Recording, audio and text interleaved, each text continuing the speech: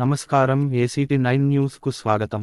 పెద్దపల్లి జిల్లా కాంగ్రెస్ పార్టీ అధికార ప్రతినిధి, మందని మాజీ ఉప సర్పంచ్ ఇనుముల సతీష్ ఇటీవల కొనుగోలు చేసిన ఇన్నోవా హైక్రాస్ హైబ్రిడ్ నూతన వాహనాన్ని శుక్రవారం తెలంగాణ రాష్ట్ర ఐటీ పరిశ్రమల శాఖ మంత్రి దుద్దిళ్ల శ్రీధర్ బాబు రిబ్బన్ కట్ చేసి ప్రారంభించారు.